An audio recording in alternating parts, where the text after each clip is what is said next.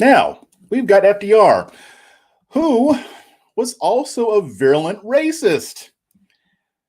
This guy had a very close relationship with the N-word. I discovered that when in my reading. But again, imagine how bad you have to be that Black people will vote for a man named FDR, who didn't hide his racism, by the way.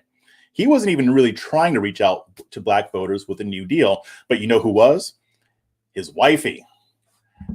Eleanor Roosevelt was very good about reaching out to the Black community and also to women as well, because her husband was not interested.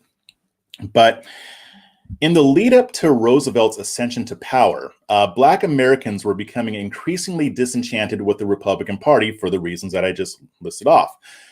The Republican presidents who came after Lincoln did very little to continue in the tradition of the party of Lincoln. To make matters worse, the Lily White movement in the South had driven a wedge between the party and its Black supporters. President Herbert Hoover, however, despite doing very little to advance Black causes, he received about 2/3 to 3/4 of the Black vote in 1928. Now, in 1928, this would be the very last time that a Republican president won the majority of Black votes. Think about that. In 1928, almost 100 years ago, this was the last time that a Republican president won the majority of Black votes. I'm going to quote from a book called The Loneliness of the Black Republican. This was written by Dr. Leah Wright Rigueur. I'm going to be quoting extensively from this book throughout this presentation, and it is in the show notes. I would highly recommend buying this book. You can get it on Kindle. You can get it on Amazon. You can get the hard copy, or you can get it on your Kindle. I have it on my on the Kindle app. Very enlightening book. Very, very enlightening. Very dense. I haven't even quite finished the book yet. And the reason why is because I tend to read fast, but you can't read this book fast because she has so much information in there. And it's so dense that you have to actually read certain paragraphs 2 or 3 times to really grasp what she's talking about. She has tons of different quotes from newspapers, from politicians, and things like that. You need to read this book if you're interested in this topic. So again, I'm going to be quoting from her extensively, and I'm going to be letting you know when it's coming from her book. But here's a quote. A growing number of African Americans argue that since the demise of Reconstruction, Republican presidents had failed, as historian Nancy Weiss describes, to measure up to the legacy of Lincoln. As if the despair and suffering ushered in by the Depression was not enough to question the economic conservatism of Herbert Hoover, the president also displayed a record of disregard and disrespect toward African Americans in his attempt to cultivate lily white republicanism within the South.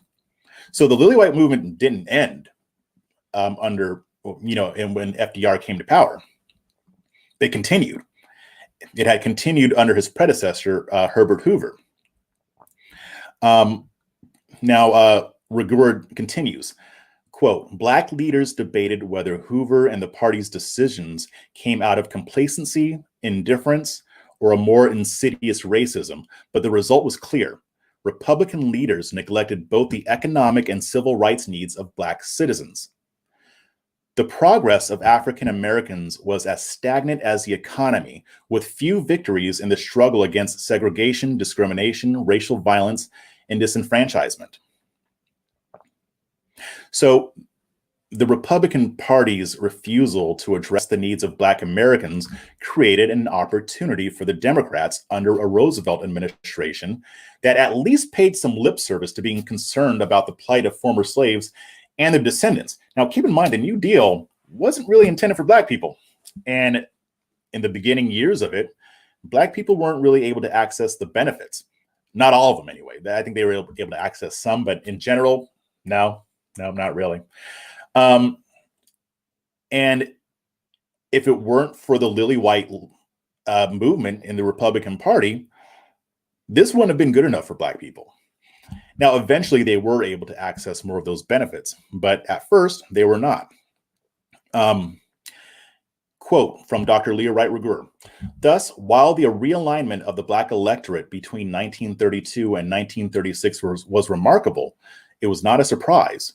Many African Americans were ripe for the courting from a shrewd Democratic presidential incumbent. They also had nothing to lose by leaving the Republican Party, whereas political coalitions with Northern Democrats hinted at the possibility of racial and economic progress. So again, they had nothing to lose by leaving the Republican Party. The Democrat Party basically said what Trump said in 2016. What the hell do you have to lose? Black people said nothing, because Republicans aren't interested. She continues, quote, moreover, the Roosevelt administration was the first administration since Lincoln's to actively minister to the needs of Blacks, though many of the programs were not deliberately targeted at African Americans.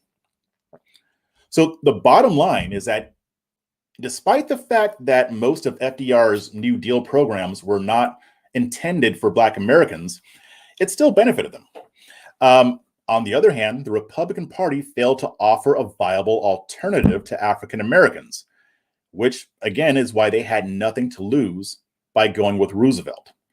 Now, to sweeten the deal, Roosevelt appointed a Black cabinet.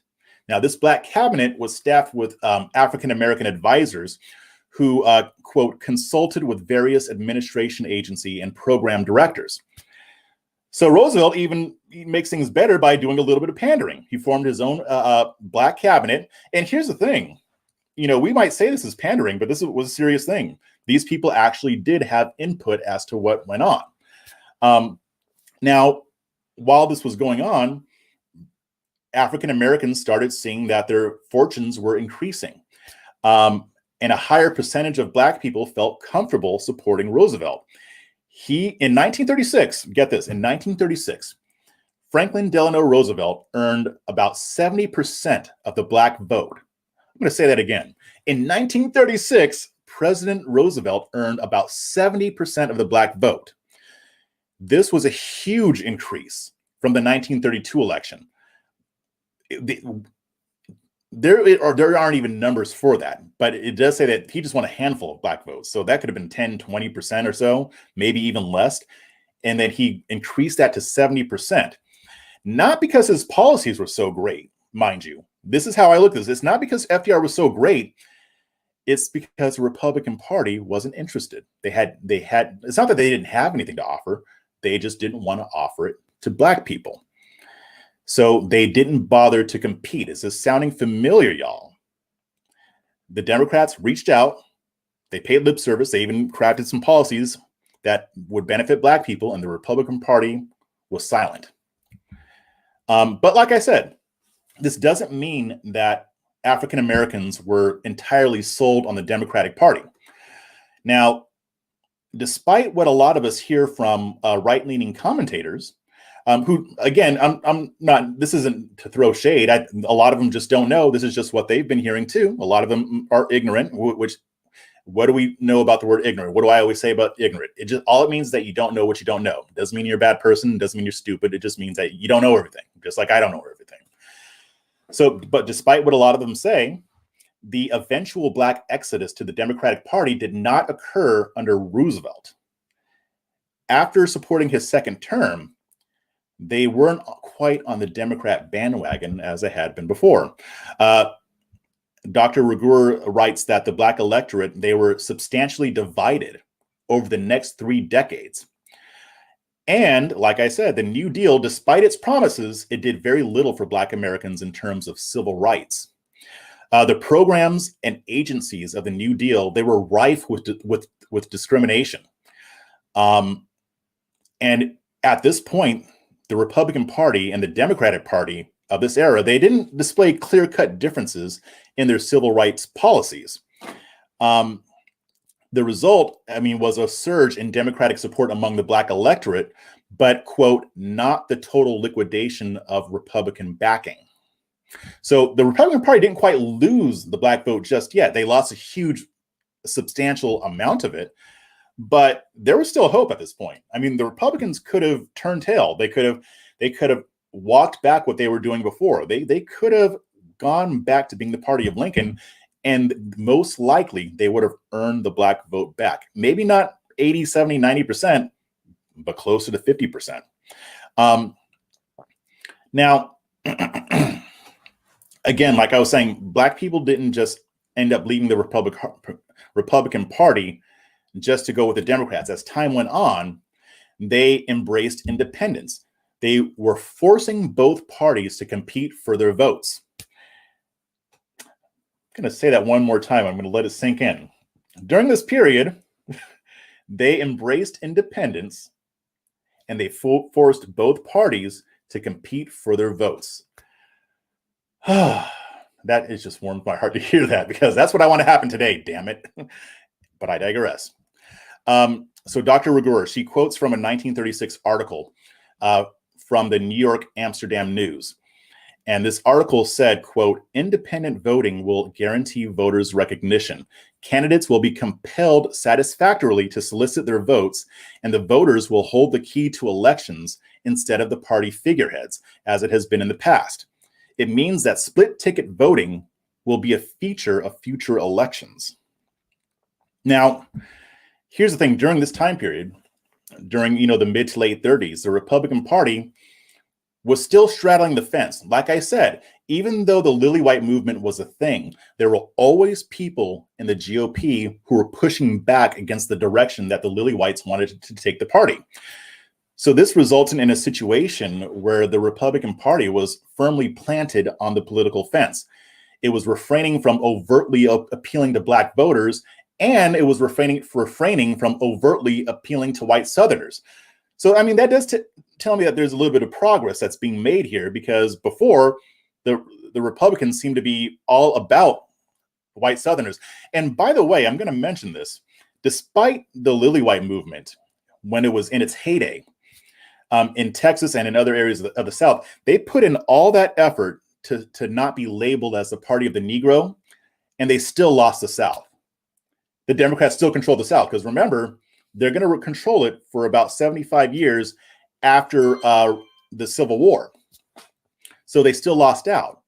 But again, there was this tug of war between the two factions. Whether they referred to themselves as Lily Whites or Black and Tans or not, there were still these two factions that were vying for the control of the party. So Dr. Ruger writes, quote, for the next 3 decades, the Republican Party attempted a balancing act between appealing to Black voters and ignoring them, depending on whether these efforts would alienate white voters. They desperately did not want to alienate white voters in the South. But this wasn't just the Republicans doing this. It wasn't just an issue for the GOP. The Democrats were doing the same exact thing. She writes, Dr. Ruger writes, quote, but the 1936 campaign also highlighted tensions within the Democratic Party, namely between the Southern and Northern wings of the party. Though it had attempted to swallow Black outreach as political expediency, the segregationist faction struggled with the National Party's decision to court Black voters. What you're going to see here is that both parties had a Southern segregationist problem. This wasn't necessarily an issue between the Republicans and the Democrats. This was an issue between the North and the South in both parties. So both parties struggled with not wanting to piss off the segregationists in the South while still being able to court Black voters to a certain extent. The difference is that the Democrats made up their mind quicker than the Republicans did. Huge surprise, right? But each party, like I said, had to deal with the Southern factions of their party. One point of contention in the Democratic Party was the fact that President Roosevelt did not seem as concerned about Black issues as he had previously. Now, this became obvious when the debate over anti-lynching legislation came up in 1938. Southern lawmakers, they engaged in a 6-week-long filibuster to oppose anti-lynching legislation. Now, back then, obviously, anti-lynching legislation was important because this is when the Ku Klux Klan was around, and they were lynching both white and Black Republicans and anybody who, supported Black people. In Black media back then, and yes, Black media, there was Black media even as far back as the 30s, really even before that, even, during slavery, but they were savaging the Democrats because it kept failing to push the bill through because of these Southern lawmakers who wanted to hold it up. So Dr. Ruger writes, quote, dismayed by the president's apparent indifference to the needs of Black constituents, Black newspapers railed against Roosevelt. In one article, the Chicago Defender argued that a word from the chief executive would have guaranteed the anti-lynching bill's passage. African Americans widely interpreted the president's silence on the matter as opposition to the measure, which was offensive to the South. Roosevelt would never pass, let alone enforce, an anti-lynching provision, reasoned Time magazine, for if he did, all the money in the federal treasury could not hold the already troubled South in line for him. Wow. So FDR, he extended a hand, and he ended up going back on that later. Again, huge surprise, right? After they've already got the vote, or at least most of it. I mean, he got 70%. Why would he do anything? He's not going to pass anti-lynching legislation, right? Even so, he still got the support. So naturally, this infighting and the reticence over fighting for Black Americans presented a significant opportunity for Republicans to win back Black votes. Black Republicans sharply criticized Roosevelt's lack of concern for Black Americans. They even went after Republicans who they believed were anti-Black. But as we know, the Republican Party never misses an opportunity to miss an opportunity, right? Nothing new. There's nothing new under the sun. So at this point, we're going to talk about Harry Truman. Obviously, after FDR died in his fourth term, Harry Truman took over. And this is where what I mentioned before is that at a certain point, the Democrats made up their mind before the Republicans did. And this happened under President Truman, this guy right here. Look at him. By the time we get to Harry Truman, the Republican Party has all but made their decision regarding which group of voters it would court. Despite many warnings from Black Republicans and an independent report compiled by Ralph S. Bunche, who the GOP had hired as a consultant, the party still decided to focus on white voters in the South. So the Democrats made the decision to start focusing on Black people. And after that, under Truman, they decide to ignore the warnings of Ralph S. Bunche. Now, I'm going to say just a little bit about Bunche. They hired him to compile a report on what went wrong as far as the Republicans getting the Black vote. Now, Bunche was not partisan. So they wanted him to look into this and give an objective account, which he did. And this is something that I wish I could have dug into, and I will, but very important. Because I'll tell you right now, a lot of this, he could have written that report today. Essentially, he said that the Republicans weren't bothering to reach out to Black voters. They weren't speaking to their needs. They weren't listening to them. Same stuff that they're doing now. But from The Loneliness of the Black Republican, quote, the GOP's multiplicity did not last, for within the decade, as Bunche rightly warned, the continued pursuit of both the lily white vote and the Black vote alienated the majority of the Black electorate, a division exacerbated by the civil rights activism of the presidential administration of Harry S. Truman. So now the Democrats are all in on civil rights.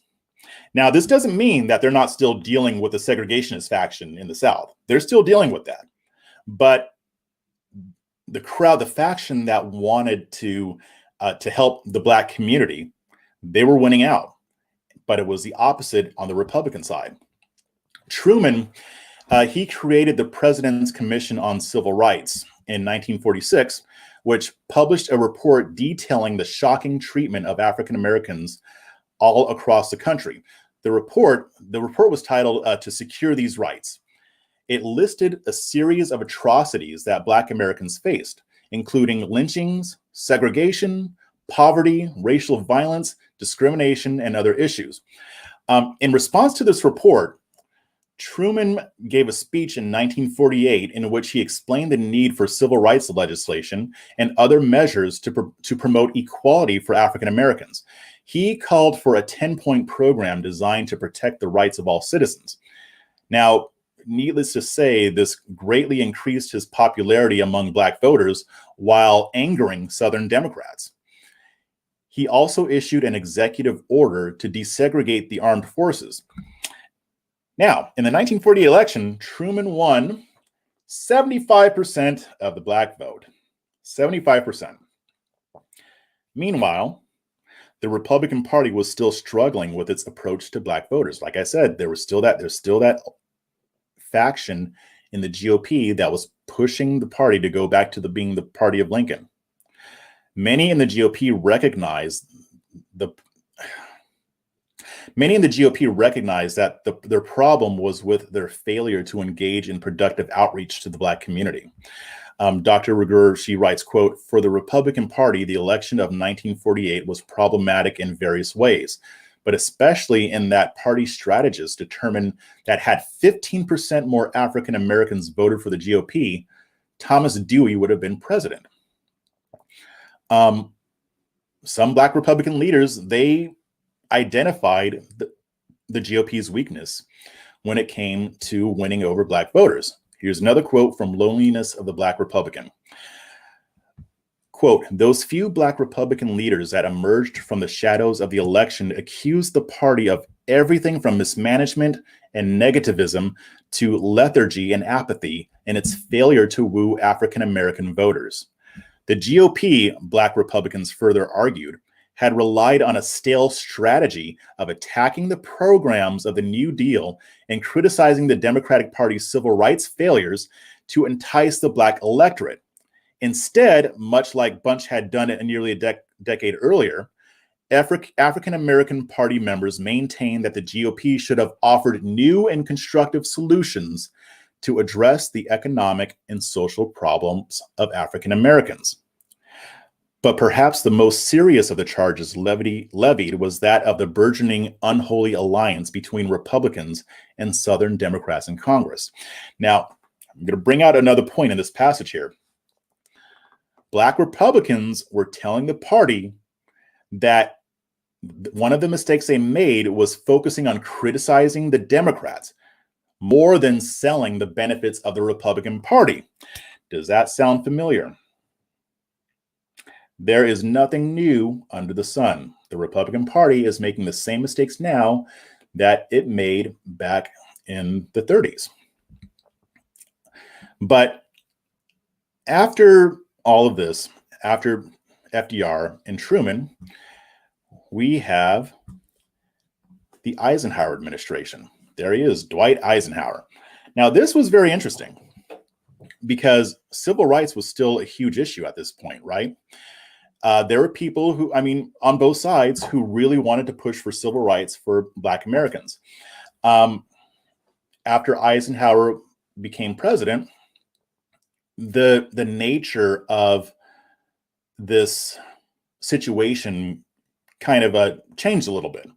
So when President Dwight Eisenhower, he won the 1952 election, right? And he got only 21% of the Black vote. This was less than what Dewey had won in 1948. But to make matters worse, Black party affiliation in the GOP dropped to 18%. So only 18% of African Americans identified as Republican. This was a 7-point decrease that occurred over 4 years. Now, the GOP continued to do okay among middle-class African Americans, but it didn't have a whole lot of success with the poor and working-class Black Americans, same as today.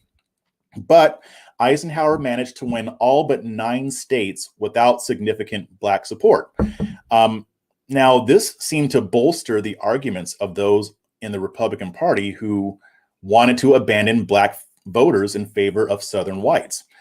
But the thing about Eisenhower's appeal is that he was able to successfully find a balance between endorsing programs in the New Deal, but also supporting states' rights. So he was more of a moderate.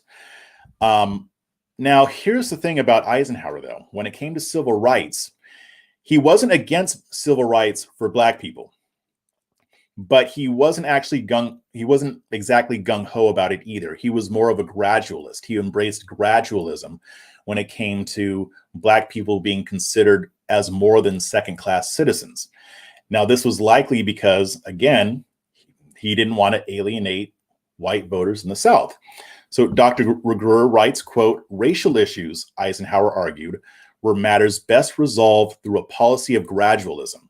He encouraged African Americans to be patient and place their ultimate faith in time, a position that most Blacks rejected."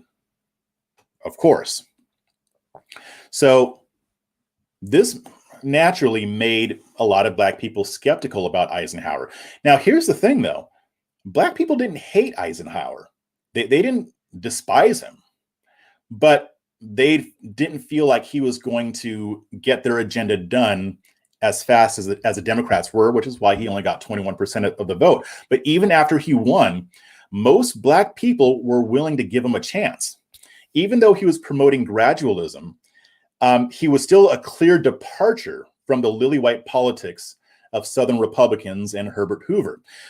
When he was campaigning, he met with the NAACP, and he was promising to advance civil rights causes through legislation.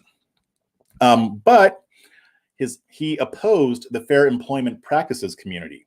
This was established under Franklin Roosevelt. And so combined with his support of gradualism, again, it made Black people skeptical. They weren't sure whether he was going to push for civil rights or not. But there was one thing that the Eisenhower administration did that was kind of a saving grace, that kind of had Black people gave Black people hope that Eisenhower was going to come through at least in some way for them. And this saving grace, what Eisenhower did is he appointed this guy. This is Eisenhower and a man named E. Frederic Morrow.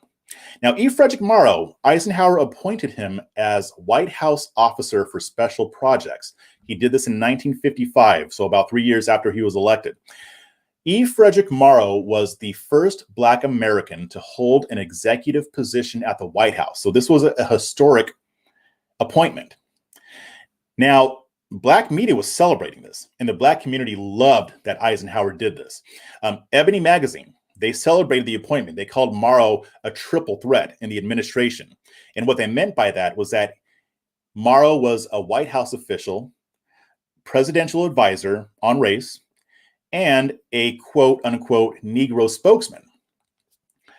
But E. Frederic Morrow actually wrote a book, and he also had a diary. I want to read both of those. But when you read his writings, you can see that this was a conflicted person. Morrow was conflicted between his duties as a White House executive and as a Black man who wanted the best for the Black community and had to figure out how to navigate within the Eisenhower administration and the Republican Party at large.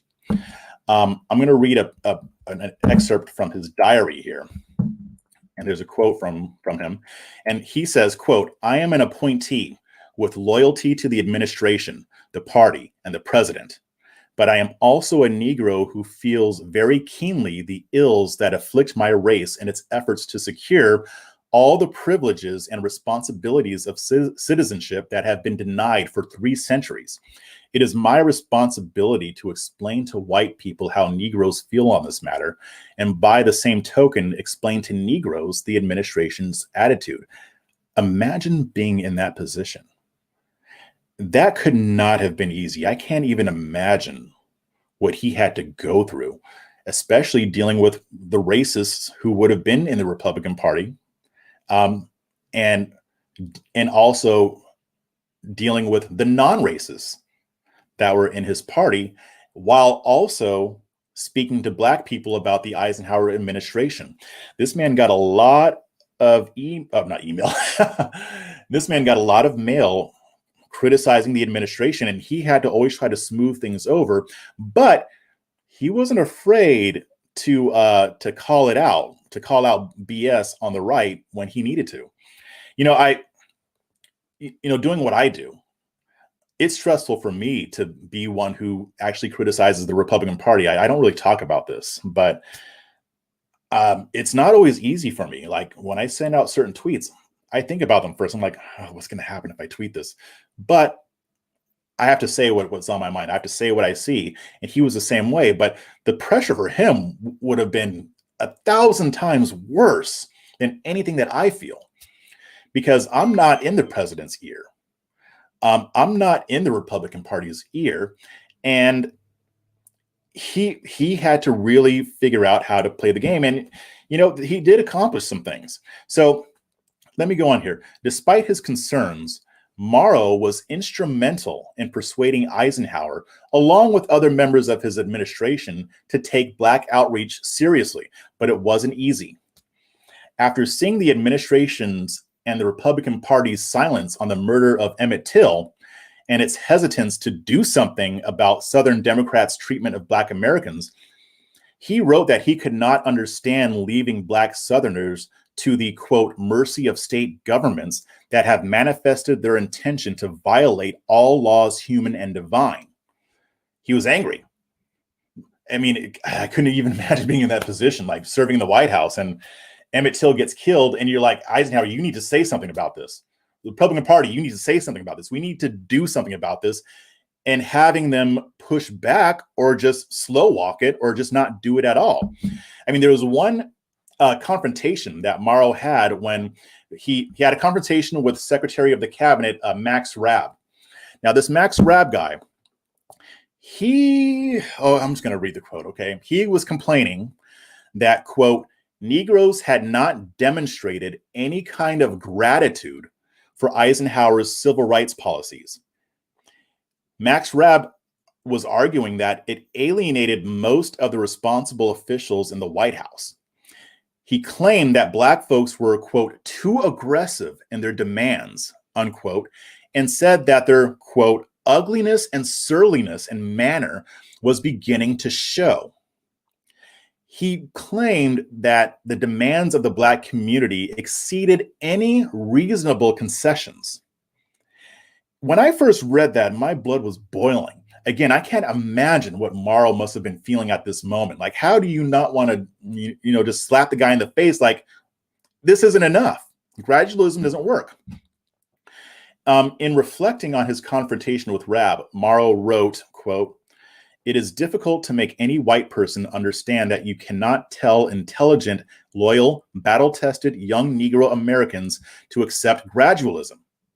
He continued, quote, each Negro today wants first-class citizenship in his own time and is not appeased by the observation that some future generation will benefit by his sacrifices.